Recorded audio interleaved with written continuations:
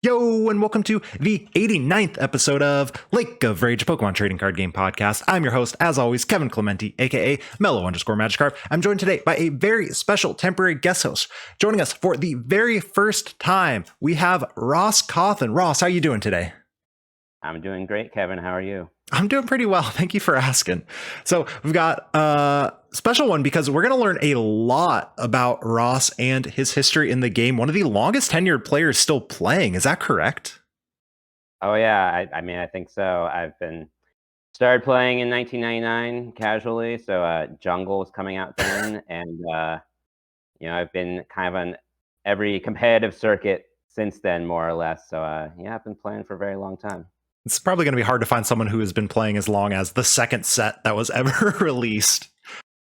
Yeah, I mean there were certainly earlier ones, but I don't know if there's not many people from that era that are still playing. So I've been playing continuously, and I think I can safely say I'm the longest one doing that continuously all this time. Well, we'll take that claim. I'm not going to fight you on that claim, because if anyone knows anyone who's been playing longer, just tweet at me and I'll be excited. That's pretty much all that one's going to go. Anyway, we're going to get into some rapid fire questions, of course, because the first time Ross has been on the show. Then we're going to talk a little more about his history as a player, and then some of the deck innovations, because you recognize the name, most likely listeners, as someone who has created some of the most interesting decks. So we're going to get into those, and then a little bit about why you are I don't want to say still, but why you keep playing Pokemon, why you keep coming back to the game through all these different formats and changes and all of that good stuff.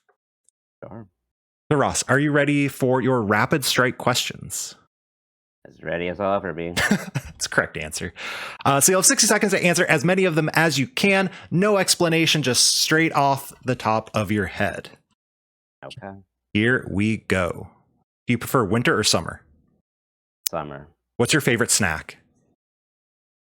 Bread. What's your favorite retro format to go back and play? 05 Worlds. Your favorite deck you've ever played? The Truth. Would you rather be late or be early? Late. What's your favorite Worlds location? San Diego. Do you prefer soup or salad? Salad. What are the toppings on your perfect pizza? I don't like pizza. What color sleeves do you use? Blue. Cats or dogs? Cats. Juniper, sycamore, oak, rowan, or magnolia? Juniper. What was your favorite subject in school? Science. Favorite IC location? London. What food are you best at cooking? I don't really cook. What's your favorite holiday? Ooh. 4th of July. And that is time. So I always love these ones, and I have to go back to, because this will lead into other stuff. Favorite subject in school? Science. As a science teacher, I love hearing that one. Specifically, Yeah. Do you want to elaborate on that one a bit? Because I kind of know where this is going, but Yeah, of course. I'm also a science teacher, so I'm a professor of physics and astronomy. So that's kind of been my life, Pokemon and astronomy. So I completed my PhD in 2018, and now I've been teaching for a year and a half. what made you? Well, like, what drew you to physics and astronomy specifically? It was first astronomy. I remember, as a kid, my dad would watch things like Star Trek and X-Files, which is where the name Truth comes from. So, big into sci-fi. And then I took a high school elective on astronomy, and that was the first time it really clicked that, I could study space for a living. Like that hadn't occurred to me for some reason before, because science fiction is, we're not in space or anything, but and I've really been in love with astronomy since then. So it's I've gotten to go to observatories. Actually, the owl behind me is from Chile, where I would go observing in graduate school. Awesome. So yeah, but other than Pokemon, astronomy is my big passion. Is Pluto a planet? No, it's not. Oh, we're gonna have to end the podcast right now. Unfortunately. Yeah. All your listeners tuned out. All right, you asked it. I didn't bring it up. My college is in Flagstaff, and we have a partnership with Lowell Observatory, which is so yeah. Anyway, we're here for Pokemon, right? So we'll stick with Pokemon. we'll jump into the Pokemon. For the audience has come here for.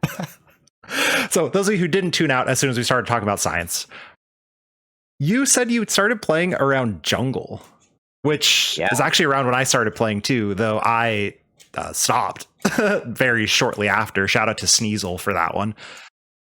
Can you talk a little bit about like your journey into Pokemon and becoming this like highly competitive and highly successful player? Sure.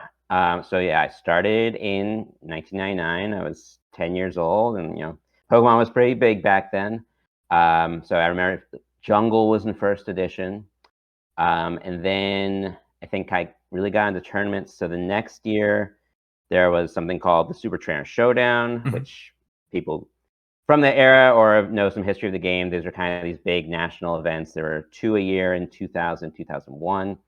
And there were qualifiers for them. So I got second in a qualifier in Seattle, and they gave me like this little certificate. It says you're invited to the Super Trainer Showdown in I think it was Long Beach, California. It was on a ship, which was really cool. So that was just like the old Red and Blue games. Yeah. Was this what were age divisions back then? So I think it might have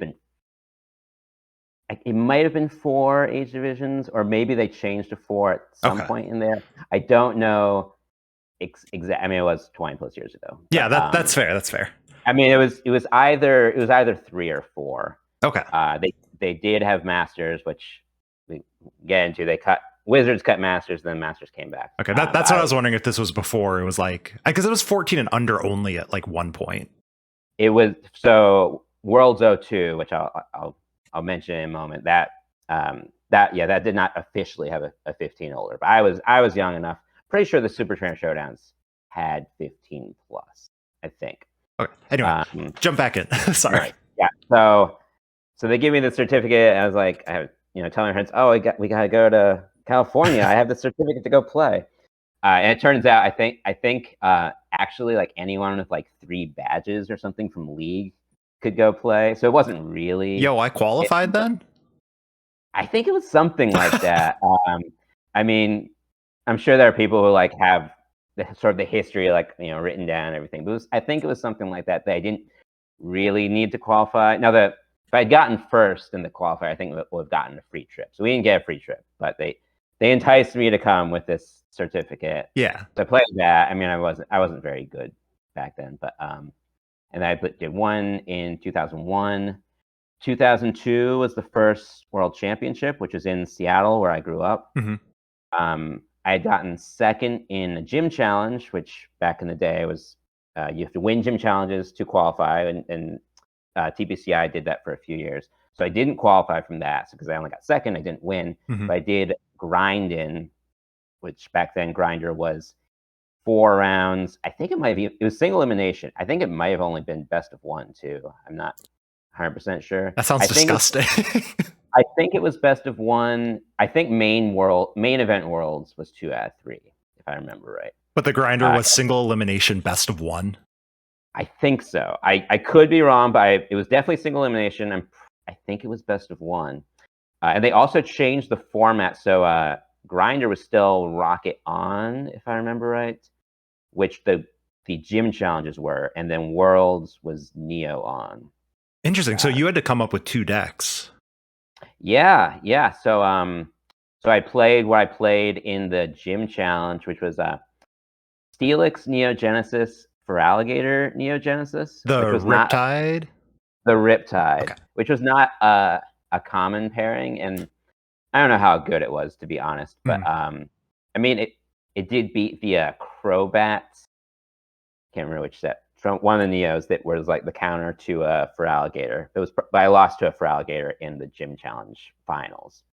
Yeah. So I even back then I was trying to, I guess, be rogue, even though like I wasn't like online very much. So I wasn't nearly as good as I'd be a few years ago. Yeah, but you were still in that same vein of, here's the decks to beat, I'm gonna figure out how to beat them. I was, yeah, and trying to be a little different. And then for the Neo On I played, I think I played Dark for Alligator Steelix. So like, because but they I have no idea what Dark for Alligator does. I'm gonna be honest.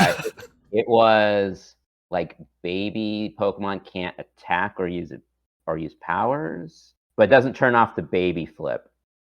Oh, wait, it doesn't turn off the flip, but it does turn off like Eek.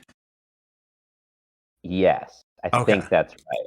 But I remember asking a judge if it turned off the flip, and they told me it didn't. So like I was not on my, I wasn't like I'd be a few years ago on top of everything. But they also did change the format, and this is well before I'm like testing online or anything. So I probably had never played that deck, to be honest, with the Dark Gator. But with the rotation, I mean, they didn't rotate out Genesis for Alligator, but they rotated out like Trash Exchange and those cards that you needed. Anyway, so I played in that, didn't do too well. But I played in that first Worlds, and then 2003 was the transition year where Wizards of the Coast was wrapping up. Being the conveyor of Pokemon cards, TPCI was taking it back, which was a time of a lot of uncertainty. Were you still playing back then? Or? I was out of it at that point. Okay. So I remember, like, you could ask other people from back then, but I mean, the feeling I feel like was we weren't sure what was going to happen with Pokemon. Like we thought maybe the game would be dying then. And it turns out, correct me if I'm wrong, but the idea of like Wizards is the card game thing because of Magic. And so was that what caused the uncertainty, or was there just like changing hands in general was the uncertainty? I think it was just changing hands in general. I mean, Wizards had shepherded the game since it came out in America, so which had been 4+ years. And there was a community, and there was, this is back in the early-ish days of the internet. There was Pokegym though, and there were like people from Wizards who would talk on Pokegym, and there was already a community, and there was a lot of uncertainty. Yeah, I know our demographics, so most people are around our age where they're well aware of like forums and early internet, but for those of you who are not, they were very similar to subreddits, but not anywhere near as interconnected and easily findable. Yeah, it was a small community back then, Pokemon, compared to today. Yeah. But like, it was an interesting time because there was a real ecosystem in Pokegym, and you kind of knew everyone, but you only knew everyone by their screen names. Yeah, which is a bit interesting. I think that's what we had Pablo on last week, and he mentioned he's like, oh yeah, and with Pidgeotto Master, or Pidgeotto Trainer, I think you were at the time. Yeah, that was my name on Pokegym. Yep. Yeah. Anyways, 2003 there was a big event. It was like Wizards of the Coast's last big event called the Fan Appreciation Tournament, or FAT. So that was, I think, at Gen Con in Indianapolis. So I think I got like top 64-ish in that. So I didn't do too well, but I did beat Jason Klaczynski in that event, and he went on to win that event. That's a big one. Was something. Yeah, and I obviously didn't know him personally then. And then I guess kind of the next sort of big thing in my early times was 2005, which was really probably my breakout, where people started to know me, where I got second at the World Championships with a deck I created, Dark Tyranitar Electrode EX, which I called Pow Block. I know no one calls it that anymore. Yeah, I've always, every time I go play Retro, someone has a little label on it that says Bomb Tar. That's always the goat. It's fine. But that was my big deck, and that was, I tested a lot that summer. That was the first time that year I started testing Pokemon on my computer. There was a program called Lackey, and that ease of testing really propelled me forward to become like a top player. So I'm curious, because this was the same event then that Pablo got top 4 in, right, with Nidoqueen? It was, yeah. We didn't know each other then, at least not really. Like we kind of, I think after we both got top 4, we started to talk a little bit after that. That makes sense. It's like there's a gigantic world of Pokemon technically compared to the whatever the internet was at that point. Yeah, and I mean, and it's been cool to see Pablo a lot of tournaments recently, because for many years we would only see each other at Worlds. Yeah, because there was no air nationals, there was regionals, flying around wasn't really a thing. But yeah, I got second at Worlds, and also maybe not as many newer players might know this or know the context of this, but sort of my big thing in that event is I beat the defending world champion Tsugiyoshi Yamato. Mm-hmm. And to give a little more history, so 2004 Worlds, first TPCI Worlds, is the first Worlds where Japanese players were facing, the rest of the world. So us in America, or us in the Western world, this is the first time we ever really play against Japanese players. I don't know anything about like Tropical Mega Battle or early things, but those were really small. So effectively, This is the first time. And of course, I mean, a lot of people know the story, but Japan comes with the Team Magma decks in 2004, which was not a meta deck in the Western world. So we were like, what's going on? And that wasn't even like the most recent set or anything.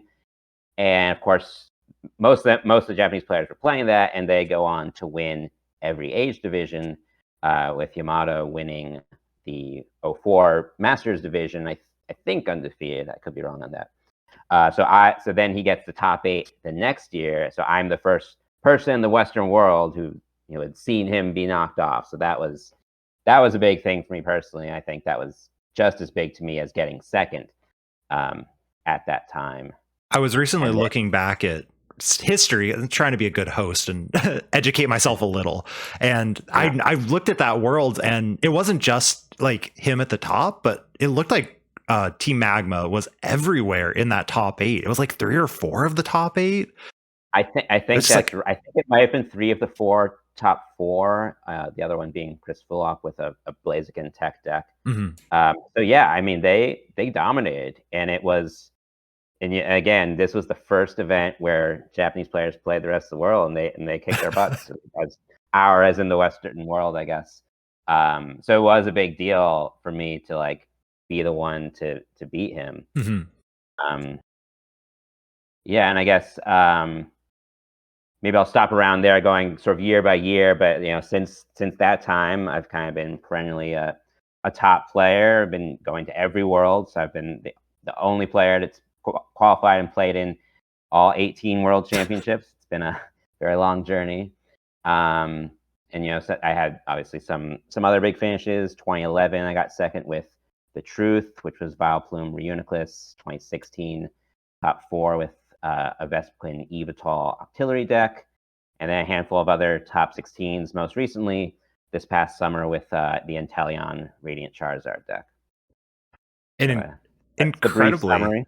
Incredible history of just like everything. Yeah, I mean, I've stuck with it, and yeah, I guess we can talk later about why I've stuck with it. But actually, let's segue into that now. I'll just switch it on the timestamps. Okay. Why do you keep playing? So I'm going to preface this a little bit with like the why I think this question is so important.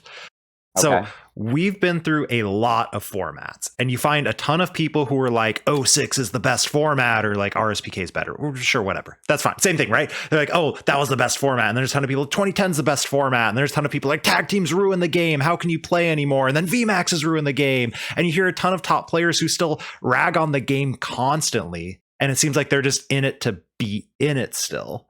It's like, why do you keep playing? Like, what draws you back to Pokemon? Is it the game? Is it the people? Is it like, what is it about Pokemon that keeps you coming back? Yeah, I mean, there's many things. I mean, definitely like some of my oldest friends are from Pokemon, but probably more than half of them don't really play anymore, and I see them outside of tournaments now. So it's mostly the game. I just really love the game. It's a really complex, intricate game. Every format is like a new puzzle to solve. And I hear what you're saying, and I hear it too. It's a lot of people complain about various formats, and it's not that they don't have reasons, but I mean, I don't think there's really ever been a format that I found uninteresting. Like, it's always interesting to me. Even Toad Mirrors. I mean, I played other stuff. I had way. Oh, you were asking me about the Lysander Toad, right? That format. Yeah, you were asking me about decks that like I wanted to talk about. We could talk about the trump card format at some point. We'll get to that. I had a good counter to that, which is forgotten by history. But no, I mean, I don't like all formats equally. So some are better than others, but like there's always something interesting in the Pokemon TCG. There's just so many different cards, so many different types of strategies, different tech cards. The metagame evolves in different ways, and even if the metagame gets stale, which it never gets fully stale, in my opinion. I mean, Yeah. some more stale than others. You get a new set in 3 months, and the whole game changes, and it's just always such a fun puzzle to figure out. Like whenever a new set comes out, and I like really look at for the first time, you know, I'll just open my computer and open up a text document and just like be writing down ideas, 20, 30 ideas, a whole page full of ideas, and then going through those, getting to making lists, testing them out, really trying to figure out something other people aren't looking at. It's just a really fun puzzle, and that's really the biggest reason that keeps me coming back. And yeah, it's still fun for me. So usually when people are complaining about the format, I don't feel the same way. I always find something interesting in the format. Not all equally, again, but I think there's always something interesting. That's really the main thing that keeps bringing me back. So would you say, are you more of a fan of, and obviously you're a fan of both of these, but like, are you more of a fan of the metagaming portion of figuring out how do I break this format, or the like individual gameplay? Probably the first one. Probably the like figuring out the ideas. Mm-hmm. I mean, the gameplay is really interesting too. The gameplay, I think the tournaments are more stressful than the coming up with ideas. Coming up with ideas is fun. Sometimes I think of it as like some people they're they use their creative energy towards like painting or music writing or something. I think I put my creative energy into figuring out Pokemon combos, and that's a lot of fun. And then when you go to test them, or you go to test them on tournaments, I mean, then a lot of times they don't work in testing. Then it gets frustrating. And then when it does work, it's like, oh wow, I did it. I made something everyone else has overlooked. But yeah, probably the coming up with ideas is like where my true passion is. I even like my friends make fun of me for this sometimes, but like I won't look at the next set until that's my next tournament, because you show me 100 new cards, I'm just gonna instantly start thinking of ideas, like even if I know I shouldn't. But yeah, that's probably where my main passion lies. I love how you two said is the exact opposite of me. I get so stressed out trying to be creative and looking at new cards and trying to figure out combos. But when I'm in a tournament, I'm just like, this is it. This is the place to be. So I think it's so interesting to hear someone who's complete opposite of that. Yeah, I mean, and that's part of the great thing about Pokemon. There's all these different elements. There's the sort of the theory crafting part, and then there's the gameplay part, and and obviously getting to see people, and of course I did play the the Game Boy games back in the day, so that was probably the draw at the beginning. Like, oh, I see this fun world, and watch the anime, and see this fun world, and get to sort of partake in that in a way, and I mean, there's so many elements of Pokemon that are great. And then the second thing I wanted off of that, like of everything, was you mentioned the creativity or the creative energy. Mm-hmm. Do you think like, is that what drew you to like, so you physics, astronomy, right? The same, like very logical, very, I don't know how much room for creativity is there. Is that what drew you to teaching as a part of that?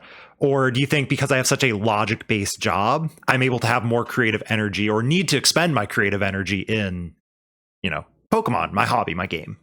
Yeah, I mean, I think all those things are a little bit different, but they're related. I think definitely the biggest connection between science and Pokemon is it's a lot of thinking, and some of that's creativity, and some of that's just sort of problem solving, often abstract problem solving, critical thinking. It's all related. So I think probably if I had to pick one core idea that appeals to me, it's like solving problems or understanding things, learning about things. Maybe that's more on the science side. I mean, I think the big appeal of science is like you're learning how the world actually works. Like that's a really important question. More fundamental question than like, what is the deck that breaks this format? Of the two, probably often the one that breaks this format. That's kind of maybe more of a fun thing. But the science is a more important thing, and they're both like trying to understand something new. Sort of the quest for knowledge, or solving puzzles. So I think that's the main thing, and creativity is part of that. Um, yeah, it's part of that. It's not the only thing, but they're all related. And then we'll lead into the specifics of the decks as well. But as you were kind of mentioning the like why you play the game, breaking the meta, things like that. Lately, you have been, yes, I follow the decks that you play because as we talked about in the pre thing, it tends to be something that I want to play as well. But lately, you've been like one trick Spiritomb, ADP Spiritomb, then regular Spiritomb, or like a one trick. I don't know, one trick's the wrong word, but like every tournament I see, you're Spiritomb, Baby Blounds, Rapid Strike Malamar, Zoroark Box. Is that something that you're like, I'm going to break this one thing because I think it's there? Or is that something that's like out of necessity of time because you're now a professional? Or is that like, why have you been sticking with one deck at a time? A little bit of both. Probably more the second thing you said, where it's just sort of a matter of time. Because I do have a full-time job. I've spent a lot of the last number of years really focused on my career. I mean, 2017 was the last year I went for the straight day 2 invites, really did the rankings chase and everything. Yeah. Because in 2018, I was looking for jobs and finishing my PhD.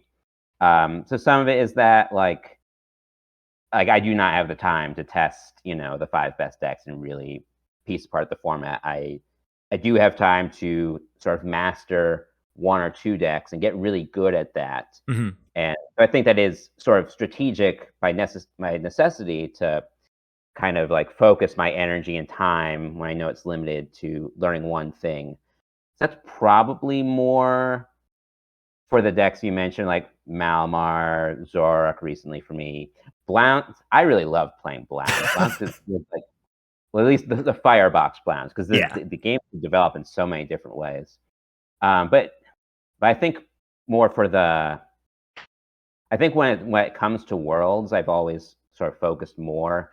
And then it's like, I really want to find something that no one else is playing. And because I do think there must be something out there that other people have overlooked. So it's a little bit of both. Probably during the year, more of it's like I just want to get good at one deck, so I have a shot every tournament, and then for Worlds, I put in a little more time. It's like, okay, I want to find something that is better than everything else people have been discovering, and so a little bit of both. So let's get into some of those decks specifically. And so anyone listening wants to jump to the truth automatically, right? No, we're not going to go to that one yet. Okay. I want to talk because I actually didn't know this was one of yours. I thought every time I played a retro format, I assumed this was a combo people saw immediately, and that's the Dark Tyranitar Electrode. So Can you kind of walk us through how did you come up with that, and maybe kind of walk through the very basics of the deck, because we do have an audience who hasn't been playing quite that long. It's like the basics of the deck, and then how did you come up with this combo that no one else had seen? Right. Yeah, and it was an interesting story, which I think sort of gets into, because people have asked me, especially for the truth, but other decks, like, how do I come up with these things? So it really started, someone posted a deck. There were some like private forums for like some top players back in the day. It's hard to keep track of, the names kept changing. Yeah. But like someone posted, which was kind of a fun deck, like it was an Executor Electrode EX. And so this Executor was like, it's similar, more recent ones where it's like flip a coin for every energy attached to it and do a bunch of damage. Big explosion. Let's go. Yeah, I mean I don't remember the exact name, but there have been like other Executors that there's been like 4 or 5 Executors. That was the fossil one was the big explosion. I don't know what this one's attack was, but yeah, this was I mean it was in the 05 format, but I don't know. I tested that because that was different. Yeah. And actually, I remember that I remember playing a game where I was playing that deck, which is, there's POW Hand Extension, obviously, in that deck, which, for those who don't know, POW Hand Extension was a great card, which you can only play it when you're behind in prizes. And it's either a Gust of Wind, which obviously was not legal in 05. Gust of Wind was a base set card, Gust for an item, basically. Or you could move an energy from the active to your opponent's bench. So mostly in that deck, that was about Gust and KO something, right? But I noticed in a game that when I was like struggling to set up, I could POW Hand Extension like something with a big retreat cost and, leave it active, which is, a pretty common strategy now. But yeah, there wasn't as much like, well, there wasn't as much spread decks. There were some things, but I just noticed like, oh, I can stall with Power Hand Extension. Maybe I should try something based around using Power Hand Extension and doing bench damage. So then I tried a little known stage 1 Steelix card, not the good Neo Genesis Steelix, which is years later. Yeah. That did like 20 everywhere. So I kind of focused on that strategy. And then eventually I decided to go with the Dark Tyranitar, which of course, so this Dark Tyranitar has 3 attacks. Basically 2 of them do a bunch of damage if you have a lot of energy, and then 1 of them is 20 everywhere. So that's a stage 2. So that changed the deck a lot to add a stage 2 to that, because Executor and Steelix are stage 1s. But the Dark Tyranitar basically had the ability to do both of those things that the Executor and the Steelix did. Either get a bunch of energy from Electrode EX, which you can KO it, and they get 5 energy from the discard pile, and then there's like Scramble energy, which is 3 energy when you're behind in prizes.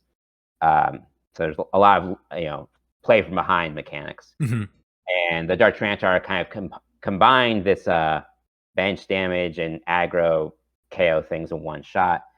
And it's added more to the deck. Being stage 2 is a little slower, but it ended up working. That it became a really flexible deck that you could go into either of those strategies depending on what you're playing against or kind of how your opponent played or their setup.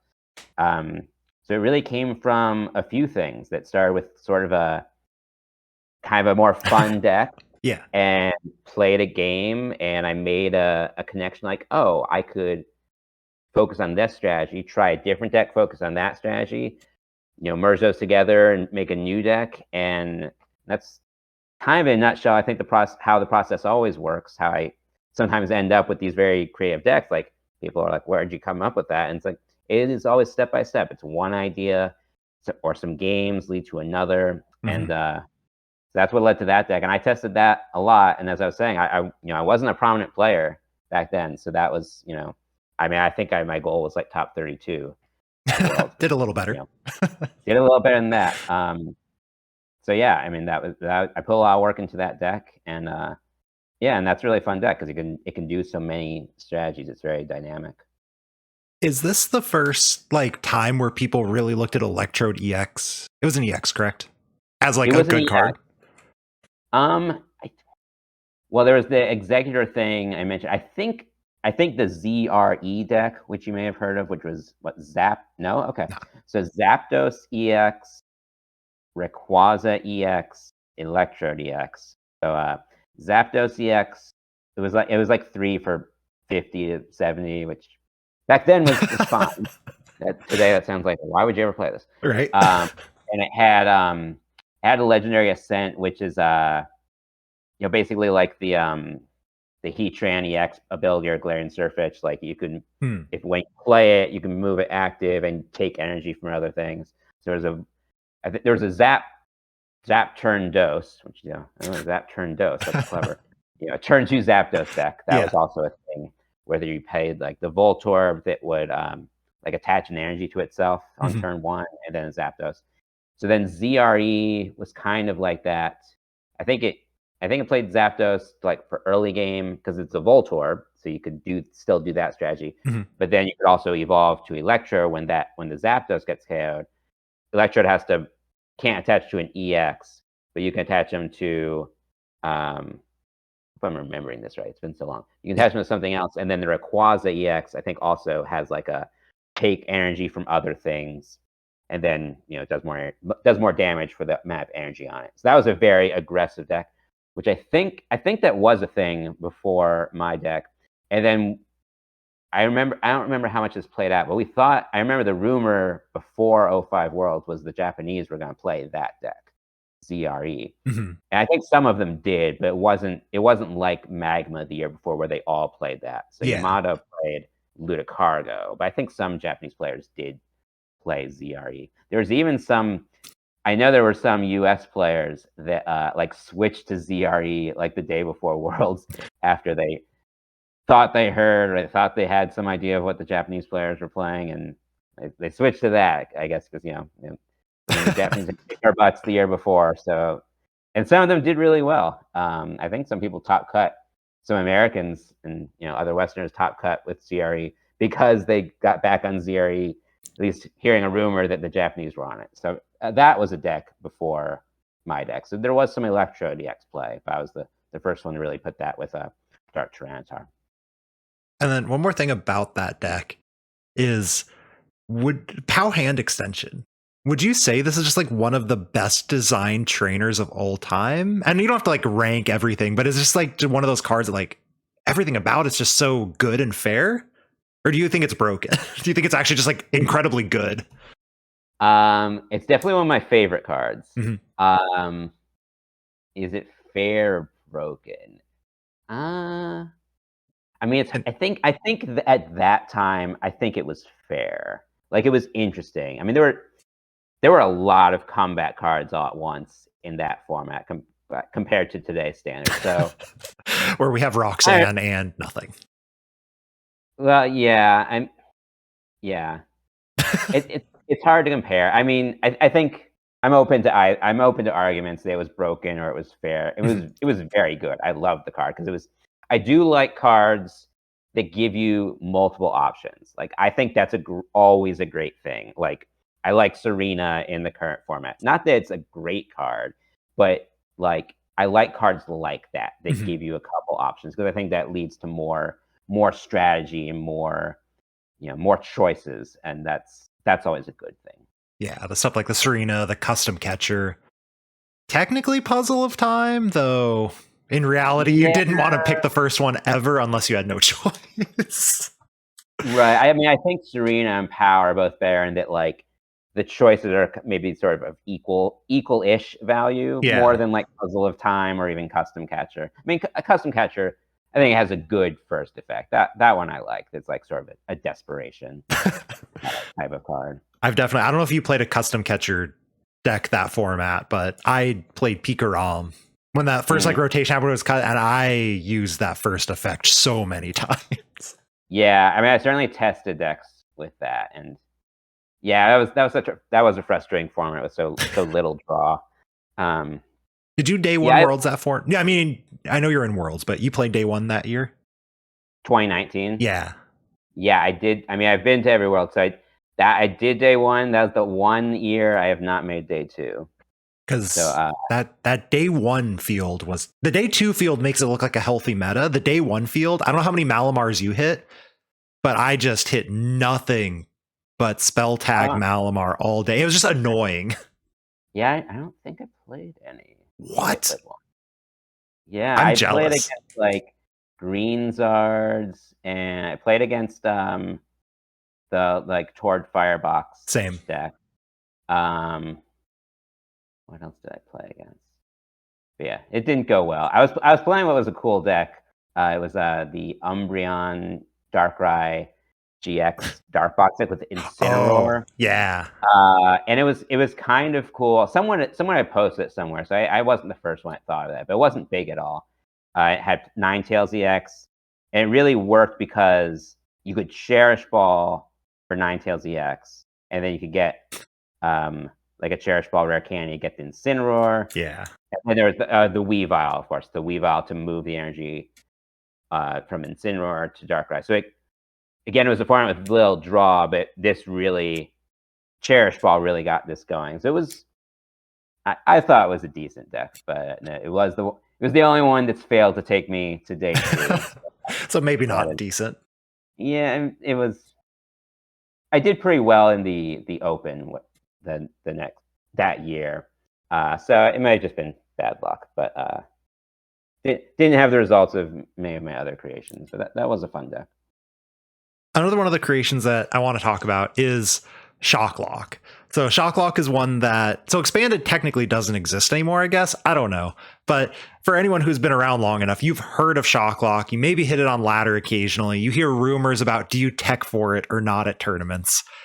This is, to me, the absolute coolest deck that has ever existed, because you have cards from Black and White using cards from, even now it has changed with new Sword and Shield cards being added to it, but cards Sun and Moon was necessary, right? So you had these gigantic gap of the very first expanded set with the pickup Lillipup all the way to, you know, Evo Shock Raichu, and then stuff kept getting added and improved upon beyond. The herdier was what, Sun Moon? Yeah, the treasure hunt, I think. The treasure hunt one, yeah. Yeah, there's, and now Memory Energy is the big, like, that wasn't Sword and Shield. Anyway, how did you possibly come up with this just mixture of cards that has become one of the most, I don't know if powerful is the right word, but something decks in Expanded? Infamous, maybe. There we go. No, I think most people don't have fond feelings of Shotlock, but it's a very polarizing deck, probably. Some people love it, some people hate it. I mean, I guess going back to, well, we haven't talked about the truth, but like lock decks are one of the type of decks that has kind of always appealed to me. And I really always liked that Stoutland Boundaries Crossed with that, you know, stop supporters from being played when it's active. And I remember even when it was in Standard, like there should be a way to, you know, build around this deck, either some kind of hit and run something. I played Stoutland, Excelgor, and at least one expanded regionals, maybe two. And I knew it was really just like over years thinking about the Stoutland deck, the Stoutland card, and like trying to figure out combos with it. And I knew I'd been thinking for months, or at least I was aware for months of like the pickup Lillipup. And I think at that time, I think at the first iteration, there was just like the Celebi EX. And then yes, because Shrine of Memories was not out yet, I think. Or was it? Yeah, I never played Shrine of Memories. I played, because that could get countered. So I think that at least when I was playing it, and I haven't played Expanded for a few years. Yeah, good choice. But I had Celebi EX, and then later we got the was it Shining Celebi, or I can't remember the names. But there was a Shining something that had it was a one prize Celebi that had the same effect. That was basically Memory Berry for all your Pokemon. And then there was and later came the Memory Energy. So I was aware, so even back when it was just Celebi EX, I was aware of that. And I'd played Celebi EX in my 2013 Worlds deck with Gothitelle and Gothorita with the flip energy removal. Yeah. And then it took me like a month after the Raichu from Burning Shadows came out before I really pieced together, okay, you could Raichu every turn by picking up the evolution spray, and you know most switch effects Expanded certainly were Guzma. Was the typical one, or Acerola. So if you shut off supporters, you shut off switch effects, and they can't do anything. And then with Palpad or some other cards, you can have ways to not deck yourself out, and then you just deck them out by paralyzing them for like 30 turns in a row. And yeah, it was a lot of things. It was just like I've been thinking of certain cards for a long time, and then I knew the Lillipup and knew some combinations, and you know, just one day I sort of pieced it together and ran a list, and oh yeah, this works. And yeah, that was a fun deck to like come up with this like devastating combo that like just locks the game completely. What drew you to Stoutland over? Because like you mentioned Excelgor, right? And it used to be Excelgor, Gothitelle, or Trevenant, right? The item lock. So what were you like? Stoutland seems, I don't know if better is the right word, but more interesting than these item lock cards.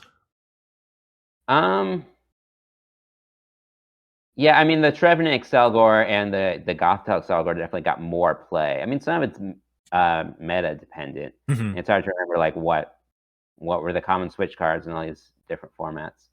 But I think separately than that, I also liked the Stoutland. I think I was just like always drawn to sort of lock like cards. I also played Wobbuffet Excelgor in a couple of regionals.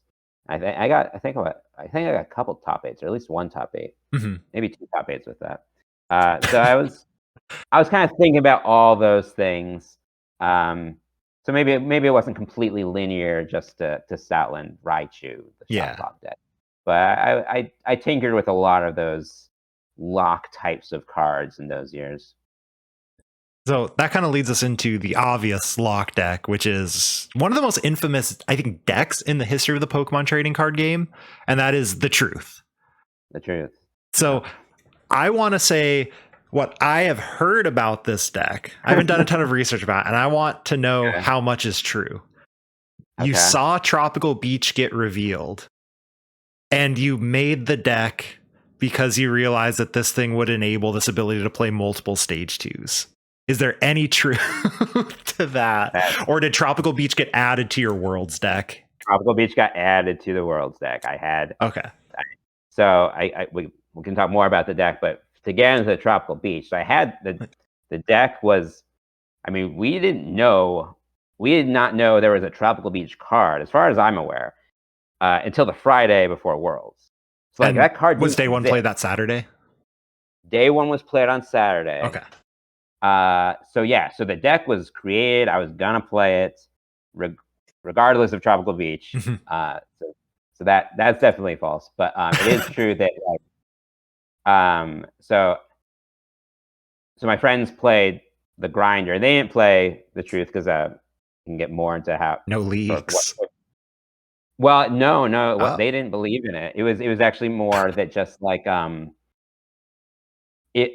came up with the Truth like the week of Worlds, which is the shortest. It was by far the least amount I've played with any Worlds deck I've played. Yeah. Except maybe I got O2 exception, but that was very.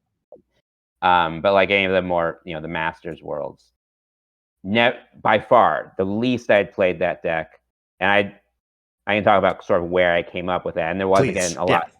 Yeah, I mean, I was testing a lot of Vileplume decks. Let me maybe just finish the thought on Tropical Beach, but I can go back to the history. So it was very late that I came up with this deck. So I told my friends about it. I don't think most of them are playing the Grinder, so like they're it's too late for them to like play this weird deck I just came up with. Yeah. And then Friday, the Friday they helped me test a lot. So actually the deck changed a lot, which I can go into more detail. But I remember they showed me this Tropical Beach promo, and then I look at it, it's like, this is really good. Like, and then I realized, this could be useful in my deck.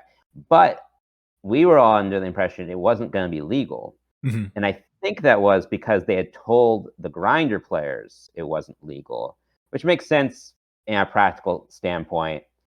Maybe there's some legal reason of like, oh, it doesn't come out till the Saturday of Worlds, but like, the Grinder players obviously don't get the Tropical Beach. So if like someone's friend gave them Tropical Beach, that's probably unfair. Yeah. So I assumed it wasn't legal. And then sort of a luck aspect of this is that that summer I was doing an internship. So I only got to Worlds like Friday night, which usually I try to get there earlier. So just by chance, I picked up my Tropical Beach in the morning of Worlds because I couldn't get there earlier. And then I hear the announcement, maybe, and I think back then, like we would sit down, like all the players would sit down and you have your deck list written out and then they take them all, right? So I haven't handed my deck list yet, but like we're about to sit down, or maybe it's, half hour before we have to sit down. And I hear over the loudspeakers, that Tropical Beach is legal for this event. And then I literally go up to a judge because like there's been many cases of this in Pokemon where like they changed like how things work. So like the Vileplume, I can't remember the wording, but like it says it stops trainers or except support. I think it says it stops trainers except supporters, or I'm probably getting this in detail wrong, but like they had changed what a stadium meant. So I wasn't sure if you could play a stadium even under Vileplume, which it may have, even if you couldn't, maybe it'd still be good. But I wanted to know that. So I remember asking that. And they said you could. And so then I added it to my deck. And I never tested it or anything, but I was like, oh yeah, this is good. Because I remember, as is often the case, there was one card that I was like still debating like the morning of. I think it was gonna be a Professor Elm's training method, and I can't remember why I was deciding against that, but it was an Elm's training method. it was that 60th card, and I was like, Yeah. okay, well, I'll cut this. This stadium seems better. That's so perfect. That was going to be my how did you possibly decide what to cut? But Yeah. I mean, yeah, I don't know if it would have been a hard decision, maybe I wouldn't have played it.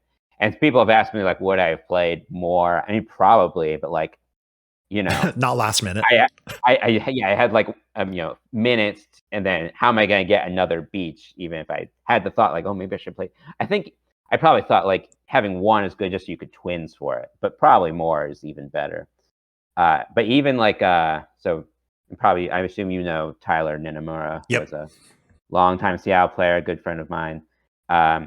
He was the only other one who played the truth in the main event, and he couldn't play the beach because it was sitting in his hotel room. He had gotten there the day early, so that was a little lucky that I even had the chance to play the beach. But no, the deck existed before that. It wasn't like I see a beach and I create a 60 new card deck all from like it wasn't quite that extreme. Okay. But coming up with the deck, I mean, as you know, as I've established for years, I always try to look a little bit different from where the main decks. Mm-hmm. And I didn't go to nationals that year because I was in internship and I had my invite from Ratings. I think it was Ratings back then. And I remember there were some Vileplume decks that did well at nationals, probably like top 64 or something. I'm trying to remember which ones there were. I think it was something grass. It might have been Yamega, although it doesn't quite make sense. Yeah, because that one you had to have 4 cards in hand, right? So yeah, maybe it was something else, or maybe they actually used. I don't know. I guess you could still play like Judge or oh, that's true. But yeah, if I thought about looking back, but I have notes somewhere. But there were Vileplume decks, so I tried a bunch of Vileplume decks that summer because, of course, the main decks were like Typhlosion Reshiram, Magnezone, Emboar, the sort of Stage 1s deck with like Zoroark and Donphan. And Mega Magnezone, of course. That was probably the biggest deck. So all like very fast decks, lots of Pokemon catchers and junk arm for Pokemon catchers. And so I wanted to play Vileplume just to kind of be different, but also kind of to stop all that. Mm-hmm. So I remember I tested a lot like a Miss Magius Vileplume, which was like I had a Poltergeist attack. Damage for all the trainers in your opponent's hand. Which would have been similar to like the Gengar Mimikyu Omastar deck that was never playable, but existed quite a bit on the PTCGO ladder. Yes, yep, I agree with everything you just said. But yeah, I mean that was also an interesting deck, not that great, but and then I was trying to remember. I think at some point I had this weird idea of like Vileplume Typhlosion Prime. So Typhlosion Prime Reshiram was a big deck. Mm-hmm.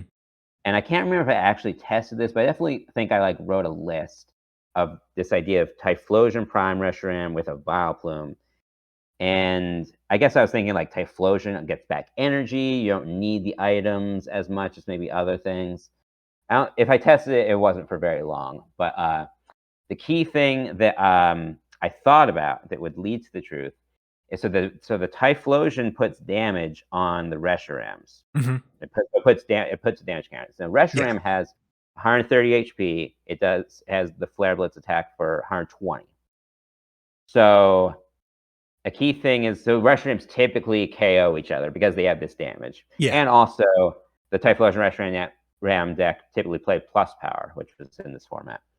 And so I thought about there was a Blossom in this format. It wasn't played that often. And maybe I'd seen it somewhere, or maybe I just knew about it and thought about it. So, I mean, Blossom obviously also evolves from Gloom. So which is so sick. Yeah. So, okay. So if you're playing Vileplume anyways, you kind of throw this in. I think it heals 10 from all your Pokemon. Mm-hmm.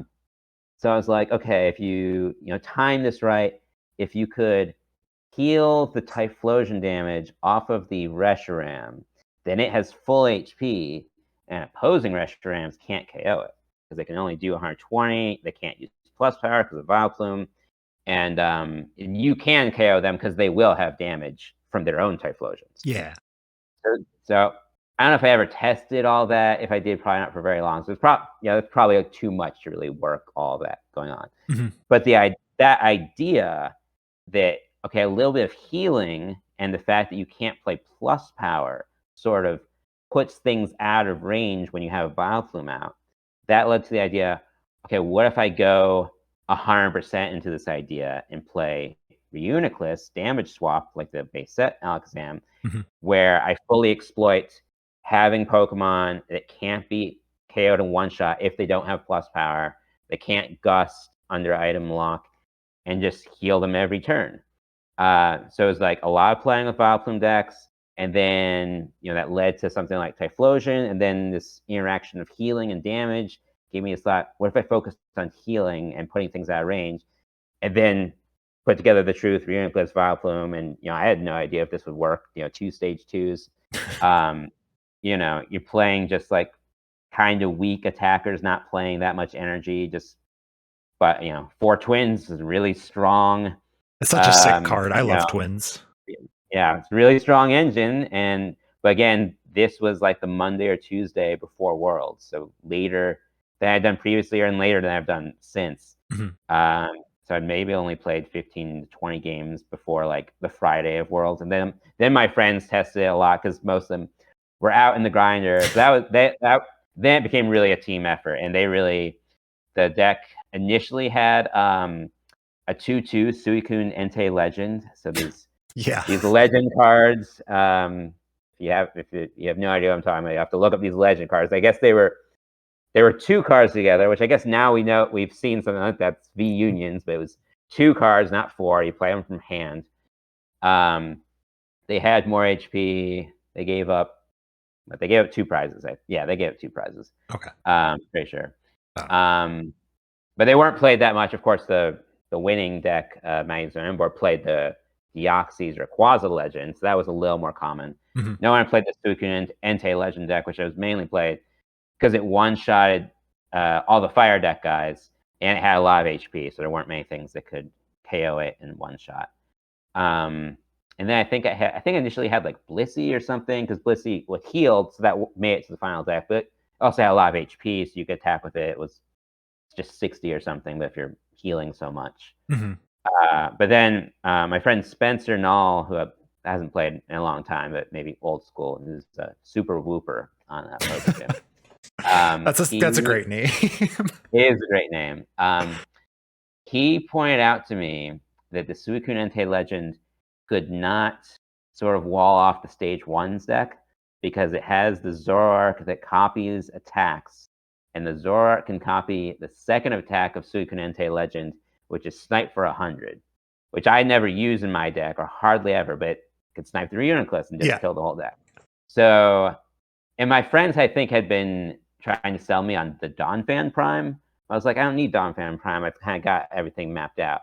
But then I was like, oh, I need a different attacker for the stage 1s. So that led to Donphan Prime. So that was not in the deck until Friday. And then it was a 1/1. And then from testing against Magnezone deck, you're like, oh, this is really good. Let's make this a 2/2. I think that was the main sort of big change the night before. And then the beach was kind of like, what? This is legal? Extra consistency is just good. Yeah, no, I mean, it was, so it was, again, it was like I've heard people say, it's like, did you, drop a binder and 60 cards flow? Like, how did you think about this? But again, it was, a few ideas, testing a few things leads, to one idea, leads to one insight, and test something else. And, there's, a few chains that led to the truth, and some improvements from friends and last minute testing, and a last minute gift card. Like, sure, throw this thing in that was totally not on my radar until just now.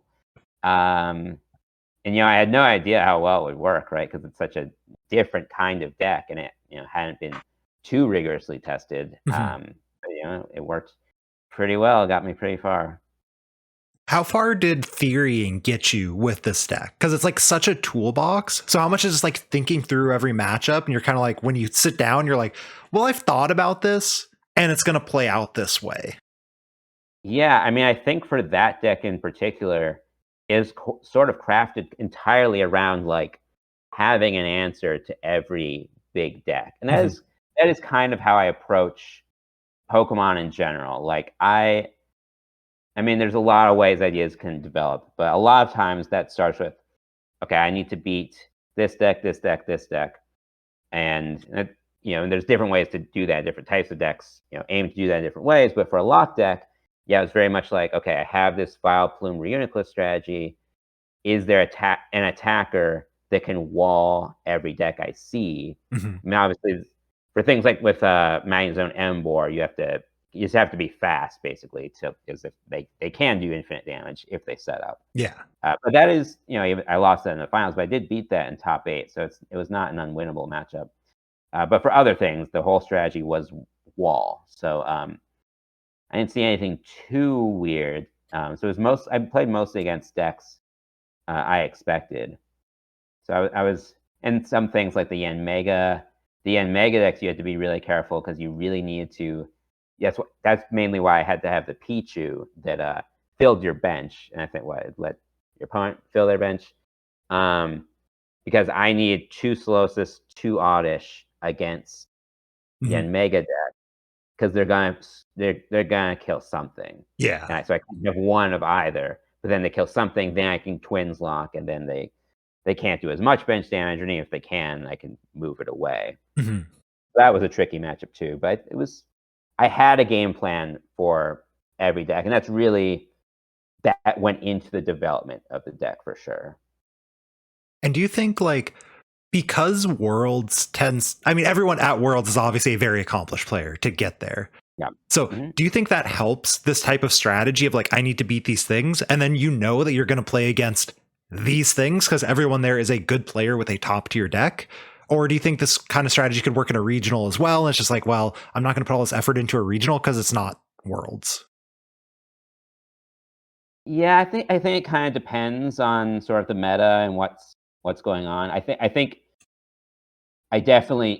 all players probably do this now, but Mm-hmm. even back then, I would, you have an expected metagame and you prepare for that. And yeah, probably in Worlds, it's a little more often, you face those decks, you don't face super random things. Yeah.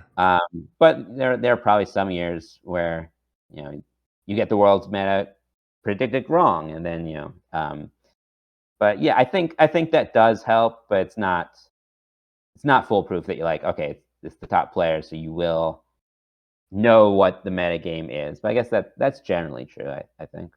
I'm saying back to this last one where it's like Palkia is going to be played, and then Palkia Yeah. was played. It was Right. everywhere. Yeah.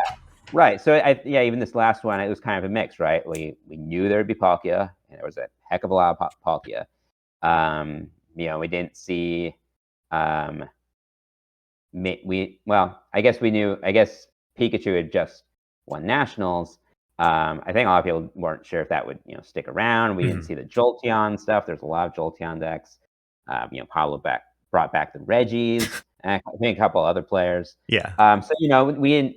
I think by and large, the meta game wasn't exactly what we thought, but it resembled what we all thought. So it's always somewhere in that middle. Sometimes you get the meta spot on. Sometimes it's a little more different than you expected. And then last question for me, and this one's purely selfish because, and I mean, listeners will get something out of it too, but so you're talking about like testing all these Vileplume decks and things like that. This is something I've done where it's like kind of what you did, where like this card is definitely good. Something can be built around it. My tendency is after the second try of like, this isn't working, I give up. How do you have that, like the grit, I guess, to just like, no, this is good. I just need to keep tweaking it versus the like, no, this is a failed idea. I'm gonna move on to the next one. Yeah, it's hard, and I think I don't always make the right choice, because there are definitely been some world. I mean, there've been with some worlds where I like go all in with the very rogue idea, and it doesn't work out, and then you can't really judge any deck by one worlds, right? There's so much matchup variance, there's so much RNG in the game, so like you can't just say, oh, I went 4-4 or 5-3. It's like, oh, it was a bad deck. Well, yeah, maybe a thing or two. You could have been 6-2 and made top cut. Who knows? So, but some years, at least in my opinion, probably stuck with a rogue deck that maybe wasn't the best play.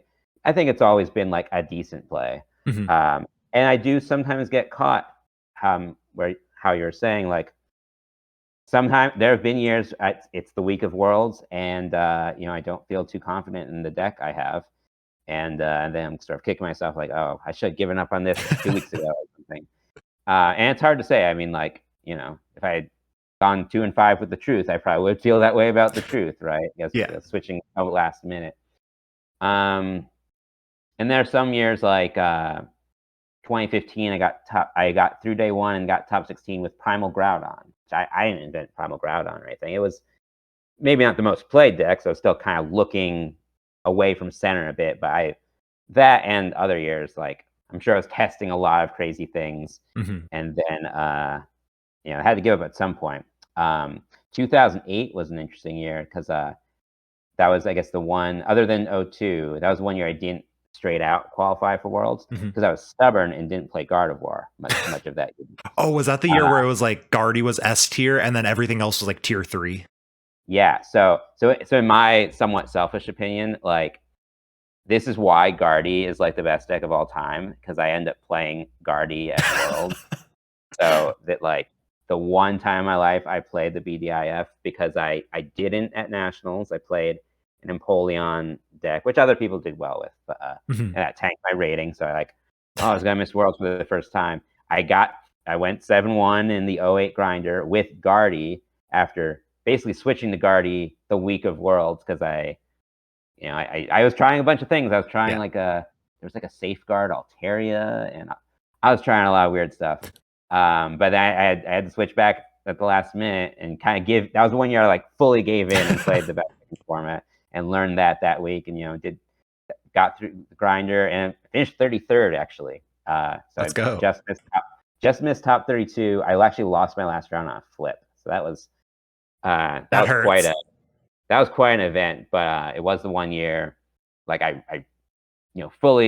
I failed. I'm playing the best deck, but like the Groudon year and other years, I kind of failed and kind of played something meta. So it's a good question you've asked. Like when do you know when is the time to give up? Because you don't have infinite time, and I don't think I always make the right decision, because it's sometimes I wait too late to switch. There have probably been times I switched off and maybe missed something. Like 2010. I know I'm jumping around a lot, but hopefully some people who love the history of the game will appreciate that. 2010, I played Guardy again when it wasn't as good. I mean, Primal played it to second, but it wasn't dominant like 08. And but I had been testing that summer the stage 2 Garchomp, which had like a ability, like if you attack it, you return energy to their hand. And it was like a decent deck, but that was one I played for a while and then gave up on. And I think it was Drew Goritsky played it to top 32.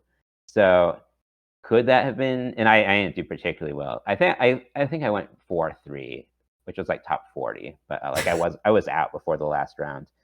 So that's the case. Maybe I should have tinkered with that a bit more. So yeah, it's hard to say. It's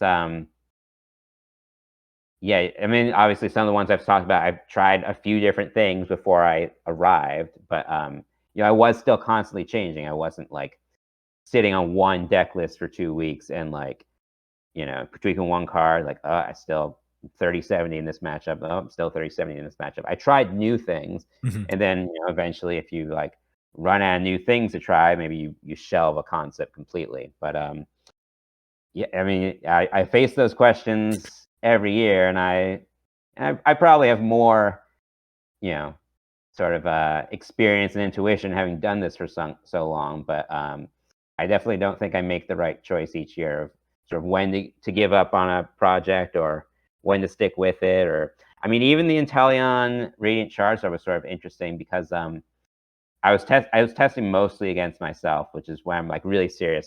That's where I do most of my testing. Same. There's pros and cons to that. But like I was going 50-50 against Palkia when I was playing both sides. But that's because I knew the matchup really well. And then you hit Worlds and you realize they don't know what they're doing. Exactly. And that was a little bit of a surprise because it's Worlds, right? Yeah. But like I think I went 5-1 against Palkia decks. I did lose to Estrada in day 2. and who made top 8. It was a close game. I prized some things. So like, but I think he knew he was good enough. That was probably going to be a 50-50. But other people, even like people in day 1, even in day 2 Worlds, I think I won my first 2 day 2 rounds against Palkia. And it's a lot of subtle things that can swing that matchup. So yeah, I mean, so I test this thing. I have a day 1 invite. I have this really long path to top 8, and like, now I'm only going 50-50 against the big deck. Like, is this really going to take me that far? So so you never know. But I stuck with it, and people did subtly misplay against it, which improved my odds and kind of got me to the top tables. So I think that's always the case. You're always sort of maybe more so with sort of rogue decks that not everyone's playing. You're rolling the dice a bit, and there's of course the luck, there's the matchups, but then there's also things like, are people going to figure out what to do against this deck? Are people going to play this tech? And sometimes it works out, and sometimes it doesn't, like my 2019 year where I didn't get through day 1. So that's all you can do. You try your best. At least I'm sure, like everyone, you stress a lot about your deck choices and what deck to play for Worlds, because you play all year for it. And so I don't know how much confidence I had, last year with Inteleon Czar, or even the Truth, or many years, because I've been burned many times before. So I just try to focus. I try to not get too emotionally attached to like, did I make the right choice or not? I just try to focus. I'm trying to make the best choice I can. This is why I think this could work out, and we'll see what happens. And sometimes it does, sometimes it doesn't. But it's worked enough times for me that I feel good sort of taking that tact of trying to make something new, and sometimes it really pays off. That little ending piece is the perfect place to end it, because I think if there's anything people are going to go back and like re-listen to, the last like couple minutes is beautiful. Something we all need to listen to for sure. Yeah. I mean, all you can do is your best, and even if you do everything right, Pokemon can be an unforgiving game with all the luck elements. So if I can give any other advice to young players, just have some humility. You think luck's not going to go your way, even if you do everything right, and that's just part of the game, for better or worse. And that's helps you learn about life, if anything. But I do think sort of not getting too high or too low about kind of where you're at in testing or what's going to happen, and trying not to worry and just really focus. Like, do you have a plan? Do you have a belief that this could work out? And that's all you can do at the end of the day. Ross, thank you so much for joining us. This has been an absolute pleasure. I've enjoyed every second of listening to you tell stories. Well, thank you so much, Kevin. It's been fun to kind of relive these many moments throughout the history of the game. If people, or actually any shout outs, anything like that, and are people able to contact you if there's any way, or you're living the Pokemon life and they got to come up to you at a regional? I mean, shout out to my team, Team X Files. I mean, most of them have retired now, but they're some of my closest friends, and they've supported me for so long. Yeah, I don't have a social media, a big social media presence or anything. I'm not putting myself out there. Anyone's welcome to come say hi to me at regionals. I'm usually sitting around just kind of relaxing and waiting between rounds. But I'm happy to chat with anyone who wants to chat for a minute or two. I guess I did want to plug. So I don't do social media or anything, but I did this series of articles last year for the 25th anniversary of Pokemon, which are on Pokemon.com. I forgot to look up what they are, but it's with me, Jason Klaczynski, Tord Reklev, Michael Pramwat, and Mike Martin, a longtime judge. So we wrote 8 articles about some of our favorite cards from the history of the game. So if you missed that and you're kind of curious about the history of the game, you can probably find that in Google somewhere on Pokemon.com. So that was a lot of fun. But otherwise, you can try to find me at some tournaments. And I think that's all. Myself, you can find me on Twitch, Twitter, and YouTube at Mellow_Magikarp. Be sure to follow the Lake of Rage podcast at Lake of Rage Pod on Twitter as well. Like, comment, subscribe, rate, and review, etc. And we will catch you all next week.